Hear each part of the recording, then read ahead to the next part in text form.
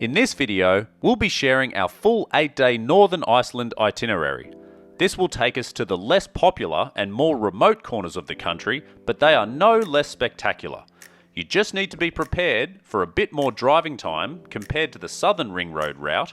Having said that, the best thing about Iceland is that most of the driving time is an experience all on its own.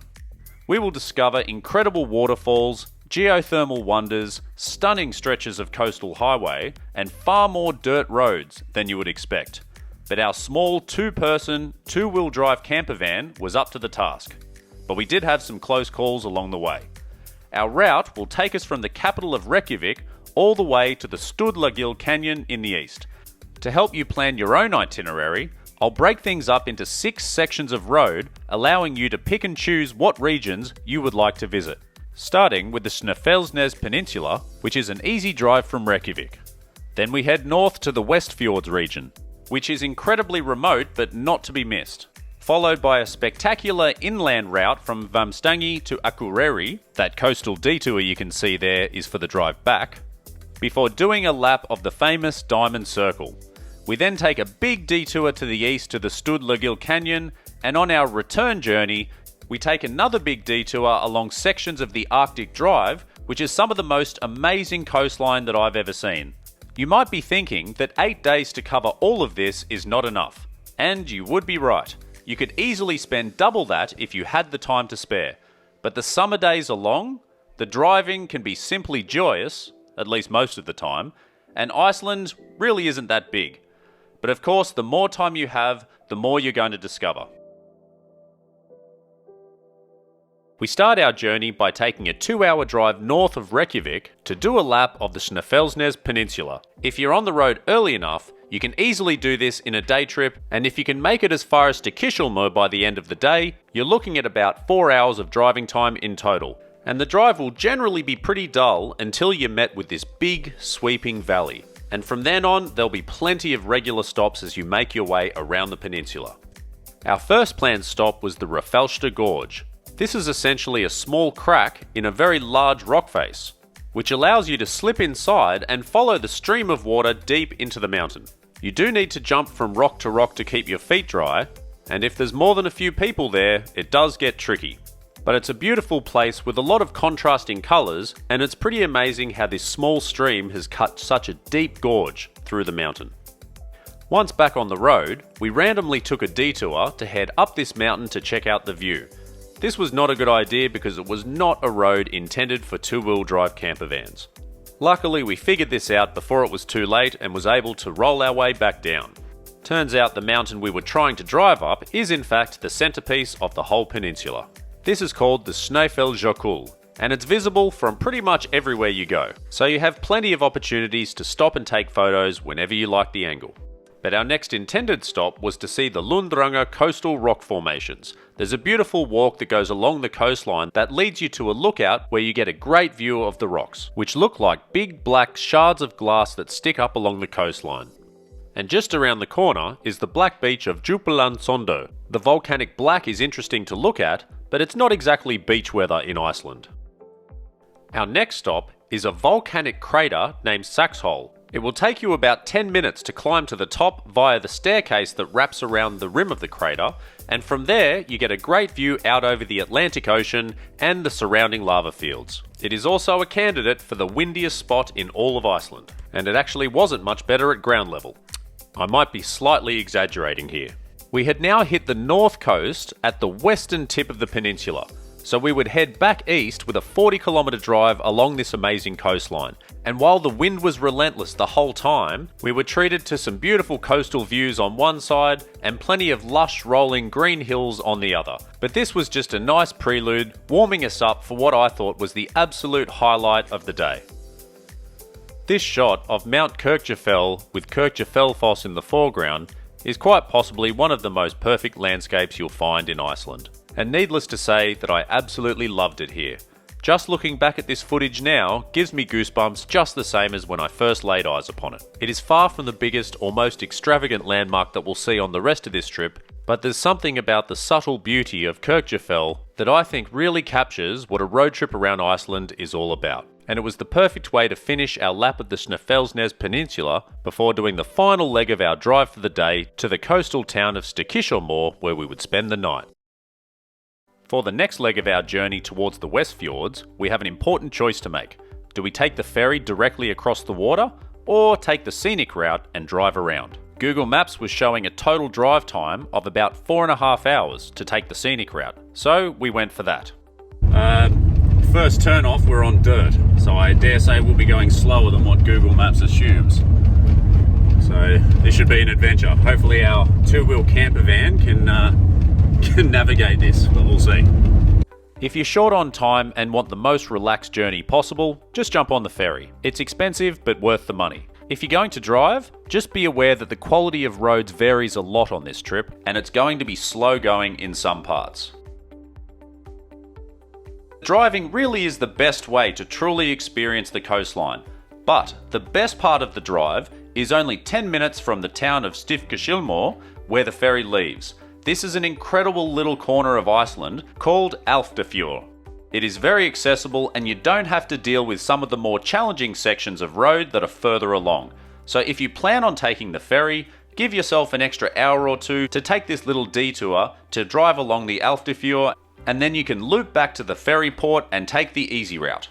Now, we didn't know any of this, so we pushed on. And I'd have to say that this stretch of road between there and highway number 60, which is the more direct route if you're driving from Reykjavik, was one of the worst parts of road that we encountered in all of Iceland. There were sections of that drive where I thought we had made a big mistake and that our little camper van just wasn't going to make it. They're fairly isolated roads and getting stuck out there would be a big problem. But we soldiered on and were eventually rewarded with some amazing coastline, but often on gravel roads with no fences, a lot of steep cliffs just a few meters away. Like I said, it was quite the experience and very slow going. Having said that, it was a hell of an adventure and I wouldn't change any of the decisions we made that day, which makes me all the more excited to open our chapter on the Westfjords of Iceland. By the time we actually reached the docking point for the ferry, the roads were much smoother and the scenery really did pick up again, with memorable stops at Rústalur on the waterfront, then the Krauslag hot springs, and on the way we also saw some beautiful Icelandic horses enjoying the beach. But our main destination for the day was the Lautrabjarg bird cliffs, and after making the turn off just before the town of Patreksfjörður, the road quickly turned back into that rough gravel that we'd grown so accustomed to over the past 24 hours. The drive there is tough, and again there were sections where I didn't think our two-wheel camper van could make it, but we did, and were treated to some stunning views along the way. Highlights included the Golden Beach at Tungurif and the small town of Akureyri, which was the most in-your-face speed camera I think I've ever seen, with a quirky character telling you that it's there. The abandoned ship of Garja is also a popular stop, but we didn't really see the appeal, so we skipped past this one. Now, on to Lautrabjarg. We are not big on the whole bird watching thing, but did manage to see some puffins there. You don't have to look too hard, with hikers usually congregating wherever these birds are nesting. The lighthouse near the car park is the easiest place to see them, but if you walk up towards the cliffs, you may find some nesting there also. The highlight for us were the high cliffs and the unique shape of the cliff tops that give the landscape a very imposing and dramatic look. This is an area where you can choose your level of physical challenge and still be satisfied with the experience no matter how far you go. Early in the hike is a rock that protrudes outwards that gives you a great view of the cliffs. Then further along, once you trek past some of the steeper sections, there's another large grass area that gives you a great vantage point to view the next section of the cliff faces. Beyond that, you can hike all the way up to the peak of the cliffs, where you can see all the way to the Snaefellsness Peninsula on a clear day. I'm just going to say straight out, the road to get here absolutely sucks, and unless you're in a four-wheel drive, it was questionable whether it was worth the effort. But we didn't turn around, and as soon as we got a glimpse of this view, it was absolutely worth it. Having said that, I'm not looking forward to driving back, but wouldn't have missed this for anything. It's amazing. As you can see, the fog was coming and going the whole time we were there, But after spending so much time in the van, I figured I could use the exercise. So I took a gamble and pushed on right to the top. Well, I made it to what I thought was the top. That one's slightly higher, and all the way up to the top of that hill, it gets higher and higher. I think it's time to turn around, but all that fog is blown away momentarily. You can see the beautiful shapes of the cliffs there, so absolutely worth it.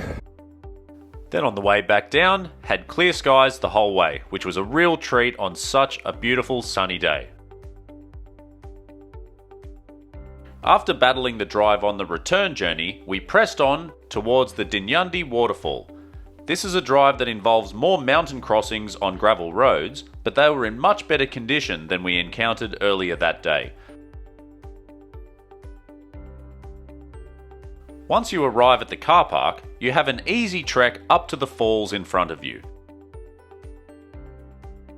Dinyandi is actually the last in a series of 7 waterfalls that you'll pass by while making your way up the hill towards the Dinyandi.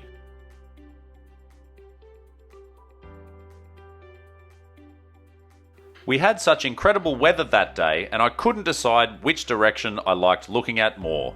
Until we got close to the main waterfall, of course, which quickly became our favourite spot in all of the Westfjords. Compared to many other famous Icelandic waterfalls, the crowd is very sparse. There were only a handful of other people we saw on the trail and at the falls, so you can really take your time and enjoy the view without constantly needing to move around. It was a great way to cap off what had been a really big day. We still had a decent drive ahead of us, so we decided to skip the small detour that would take us to the Gljúfrafjoss waterfall, and pressed on towards our camping ground for the night.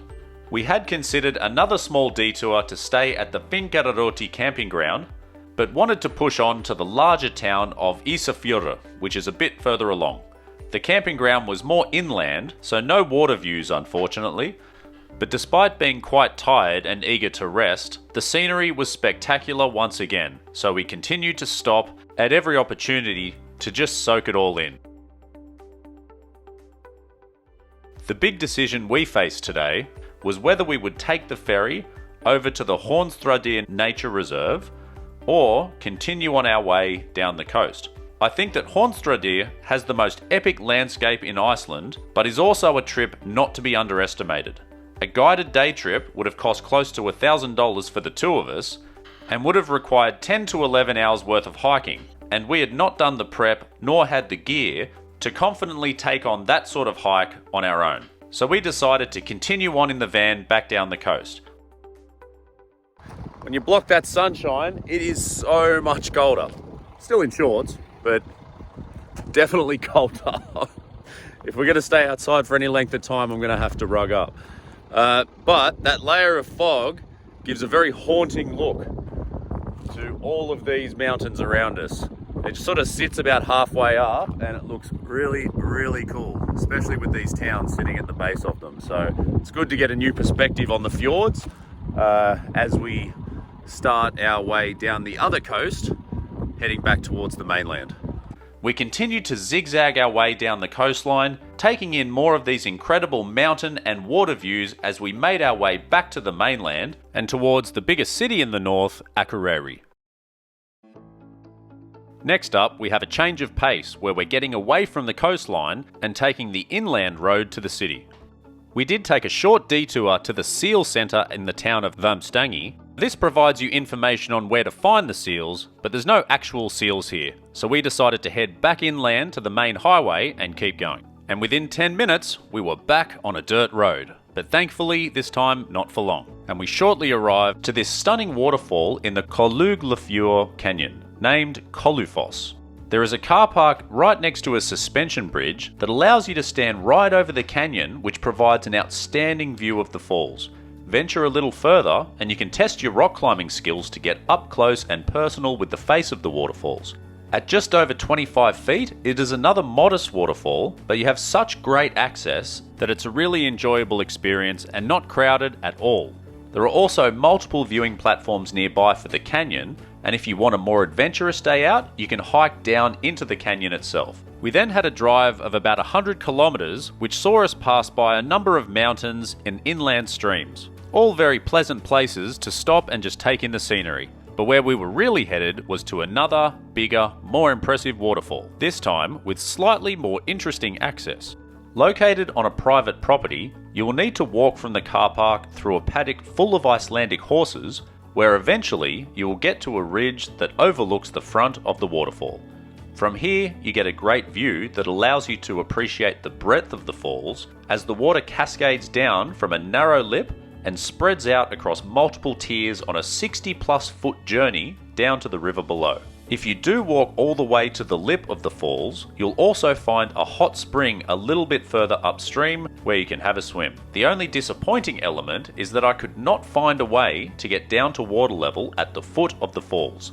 Not being able to get close to the roar of the water hitting the base makes me feel like I'm just missing out on the best bit. But of course, it has horses, so it's a pretty awesome stop anyway.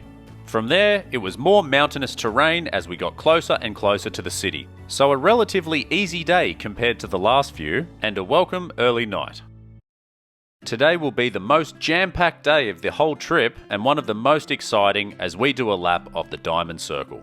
And yes, that circle route is supposed to link up. I can only assume that it's not because at the time of recording, it's the middle of winter in Iceland and the road is probably closed.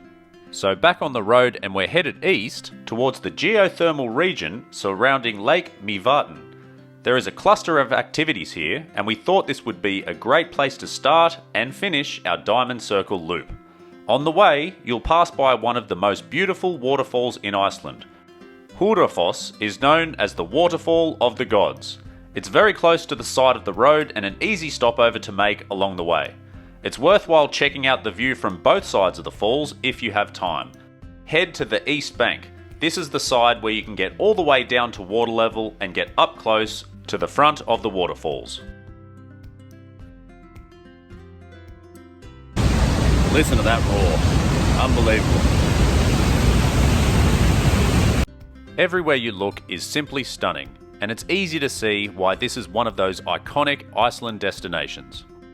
Just on the edge of the Lake Mývatn area is another stop-off at the Studlagil. They are the result of hot lava running across what used to be swampy wetlands, and the effect of the steam created these crater-like shapes. There is an easy walking pathway that takes you amongst all of these craters so you can explore to your heart's content. You'll know when you first arrive at the Lake Mývatn area because the landscape turns yellow and the terrain gets a little more lively than the road before it. There is a great lookout at the top of Mount Namafjall with nice views back over the Lake Mývatn area. And then just a little further over that hill is our first stop at the Snaefellsness. As always, I'm doing my best with these pronunciations, so if you're a local and I'm getting it wrong, please feel free to comment to correct me. I will note all of these destinations in the comments so that you're able to find them on a map. Now, this is not a place I would recommend first thing in the morning. The strong sulphur smell really smacks you in the face. It can be hard to shake for the rest of the day if it gets into your hair and clothes.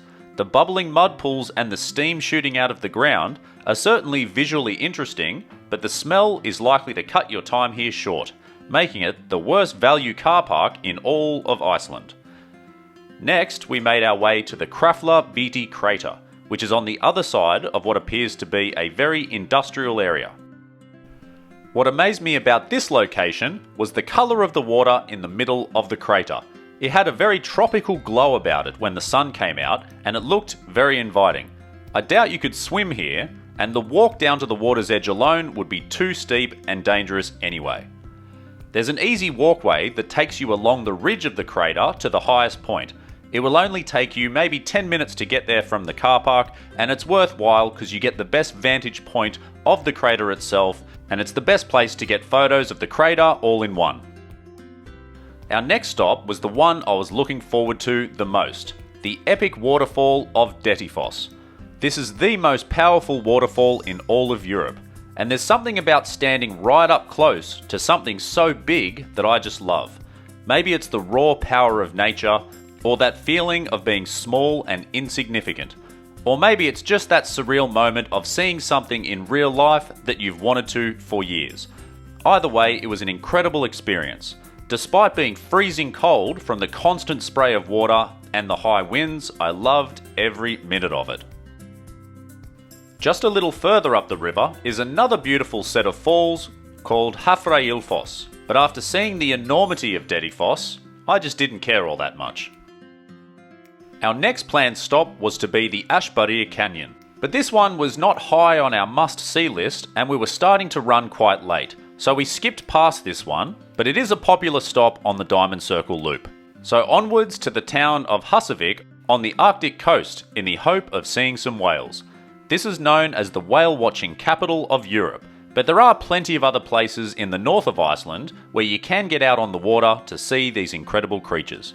I was hoping to see some humpbacks jumping out of the water, but learned on the day that they tend to do this in the breeding season. At this time of year, they are feeding, which means periodic appearances on the surface before diving deep down in search of food. And that's when you get the whale tail flying up in the air to propel them down below the water. It is a real thrill when they pop up out of the water close to your boat. Most of the time, you'll hear them before you see them when they clear their blowhole when they first hit the surface. It's quite the rush when you know they're nearby. But make sure you dress warm because even in summer it gets damn cold out on the water. To complete our Diamond Circle loop, we still had two of the more famous stops on our itinerary. The first is the Gróhaya Cave, made famous by the "I never want to leave this cave, Jon Snow" scene from Game of Thrones. While it was not actually filmed here, the scene was made in a near replica of this cave. If you're planning on recreating this scene, then hopefully you notice the steaming hot water before getting in, because it's far too hot and you're not allowed to swim there anyway. Photos capture the beauty of this place far better than the video footage. These were taken with just an iPhone on automatic settings and I was stunned how well they turned out. Jon Snow. Finally, we had to cap off a huge day with a relaxing swim at the Mývatn Nature Baths. This is essentially a smaller version of the famous Blue Lagoon. It was late in the day and a little crowded, so not much room to hang out on the edge of the baths and relax, but it's still a nice way to end the day regardless. Perhaps due to our sulphur-soaked start to the day, but by this time we were a bit over the pungent odours of the region and didn't stay at the baths as long as we expected to. But we left satisfied, relaxed, and most of all clean after another massive day on the road exploring Iceland's Diamond Circle. Today we'll be driving out to the most eastern point on our itinerary to see the magical Studlagil Canyon. And if ever there's a case study of Instagram versus reality, this is it. But we'll come back to this shortly. From where we left off the day before, we drove for about an hour to the east to the Marudalur campsite. Now I haven't spoken about many campsites specifically on this video because I think it's the least important part of your journey. You can just stop whenever you've had enough for the day. But I really enjoyed the quirky character of this site and the mini town that surrounds it that seems to just pop up in the middle of nowhere. This semi-underground kitchen area gave a window into what it takes to survive in Iceland in the wintertime. Plus there was a good vibe in there, it felt very communal and everyone was really friendly. Up here we've got the roots of the roof grass, which I assume is the insulation. Natural lighting because the sun never goes down.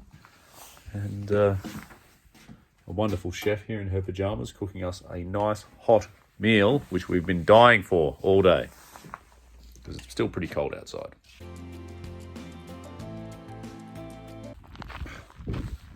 This is the closest thing we get to darkness. It's nearly midnight. It's kind of twilighty and it doesn't last for that long. Once I go to sleep, I'll blink, the sun will be blazing yet again. It's very quiet, but not that dark. Now, back to the Studlagil Canyon. It was only an hour's drive from where we were, and with an early start, we could be heading west again before lunchtime. On arrival, if you head to the western side of the canyon, you will find bathrooms, somewhere to eat, a long staircase, and a very underwhelming view. So if you want the full experience, you got to get to that eastern side and then hike for about 30 to 45 minutes, and you'll see some interesting stuff along the way. Now, speaking of getting the full experience, those beautiful turquoise waters are viewable between March and July. I don't know how close we were to seeing this place at its absolute best, but we arrived on the 2nd of August. But regardless of the watercolour, the basalt columns are amazing and it's a fun place to explore. But there was a lot of mud around, so don't wear white. And you can get really close to that flowing water. Standing in this spot was simply incredible, but I can only imagine just what it would be like to see that glowing blue river flowing through this place. Now that sounds like a pretty good excuse to come back to Iceland again one day in the future. And with that we started heading west, back in the direction we came. But we're not done yet. This last section of road was the biggest surprise on our trip and is a coastal drive that I recommend everyone does if they visit the north of Iceland. I did mention at the start that this itinerary involves a lot of driving, and while I was sick of dirt roads, this coastal drive is one of my fondest memories of the country. And all you have to do is head back to the city of Akureyri, take a right and follow the coast. The start of the drive along the fjord's edge has a backdrop of snow-capped mountains off in the distance, and yes, this was the middle of summer. Our first stop was at the town of Dalvik, which is another well-known launch point for whale watching tours. It's common to see whales feeding just off the southern tip of this island here, but without binoculars it's very difficult to see anything from the shore. But the view is worth the stopover anyway. Back on the road, and this drive really starts to come alive when you get to the end of the peninsula and approach the town of Westfjords. From here, you'll have mountainous terrain on one side of the road and spectacular coastline on the other, for most of the rest of the drive. There is a series of tunnels that will shortcut some of the coastline that is only accessible on foot. One of my favourite parts of this drive was a tiny section of road between two tunnels called Skjerdensfjordur. This is halfway between Ólafsfjordur and Siglfjordur, and all there is a small car park looking out towards the water. This is the starting point for a number of hiking trails that take you along the isolated coastline and into the surrounding mountains. I would love to do some of these treks one day, but even if just passing by and checking out the view from that car park, the view over the fjord is beautiful. And then in the other direction, there are more snow-capped mountains off in the distance at the end of a lush green valley. It really is a special place. Of all the towns we passed through, Siglfjordur looked to have the nicest waterfront. A stopover here is a must, and I will forever be jealous of those who live in these cottages right on the water's edge. But after turning around and looking up towards the avalanche barriers, well, perhaps this wouldn't be the perfect place to live after all. A little further along was the highlight of the day for me, and it is also the hardest destination to pronounce. Undinspallur is just on the other side of the next tunnel, where you are up close with some very intimidating but intriguing looking mountains.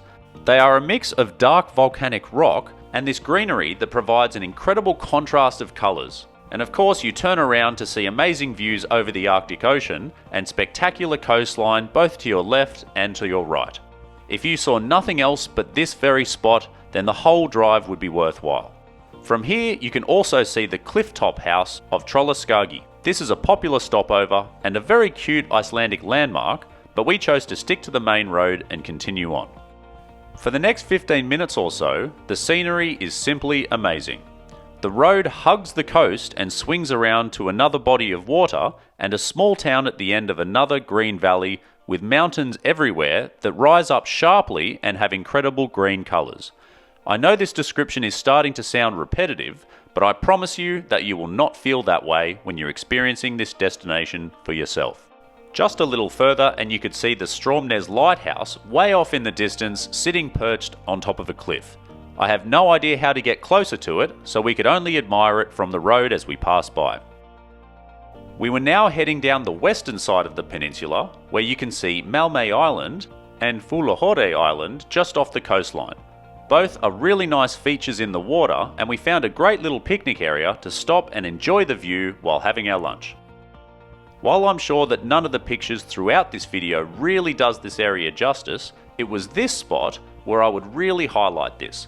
The shape of the islands and how they sit in the water is hard to really see in this footage, but it's an incredibly peaceful spot that you will love.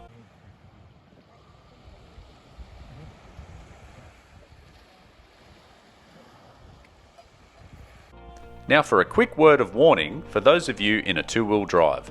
The larger island has a long sandbar allowing you to walk all the way out to the island. The road down to the car park is very bumpy and we barely made it down there. When you hit the car park area, your wheels will sink in the loose gravel. I noticed this just at the last minute and was able to turn around doing an Austin Powers style 20-point turn, but it was a close call and we very nearly got stuck. So unless you're in a four-wheel drive, don't bother going down this road and stick to the lookout just before the turn-off there. And as we headed towards the town of Sjórakruko, we decided to celebrate an unexpectedly amazing day with some Icelandic pastries which did not disappoint. And that was all the fuel we needed to power ahead and drive all the way back to Reykjavik to close out our Northern Iceland itinerary.